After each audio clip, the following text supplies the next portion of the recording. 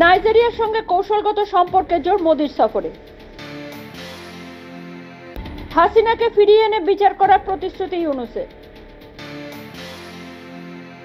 ধর থেকে গর্দানবাদ, চলতি বছরে 100-র বেশি বিদেশি নাগরিককে মৃত্যুদণ্ড দিয়েছে সৌদি আরব। নেতানিয়াহুকে হত্যার চেষ্টা দ্বিতীয়বার, পরপর বোমা পড়ল ইসরায়েলের প্রধানমন্ত্রীর বাড়ির বাগানে।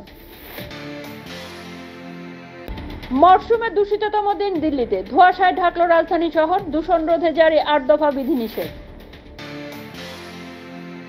3 ঘন্টা ঠায় দাঁড়িয়ে র্যাগিং শেষে ঢলে পড়লেন ডাক্তারি পড়ুয়া, মৃত্যু গুজরাটের কলেজে। জ্বলন্ত চপ্পলে পুড়ে যাচ্ছিল পা, পোশাকেও আগুন, 15 শিশুকে উদ্ধারের মুহূর্ত বর্ণনা ঝাঁসির নার্সের। বেপরোয়া গতি নিয়ে বচসা, প্রতিশোধ নিতে গুজরাটের পৌরকে টেনে হিঁচড়ে নিয়ে গেল টেম্পো। দিল্লির সরকার কঠিন বজ্র ব্যবস্থাপনায় সম্পূর্ণ ব্যর্থ, রাজধানীর দূষণ আবহের পর্যবেক্ষণ শীর্ষ আদালতের।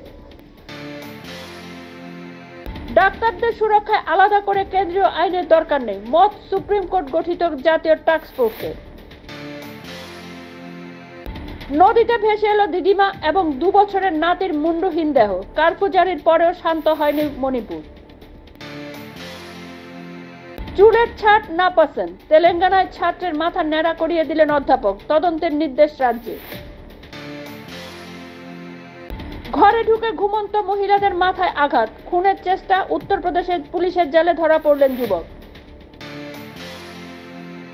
হাসপাতাল থেকে শিশু চুরি করে একত্রবাসের সঙ্গীর সঙ্গে পালাচ্ছিলেন মহিলা, ট্রেন থেকে গ্রেপ্তার 2 জন। দুরন্ত গতিতে ছুটে বাইকে ধাক্কা দিল কংগ্রেস নেতার পুত্রের গাড়ি, গ্রেপ্তারি কিছুক্ষণ পরে জামিন।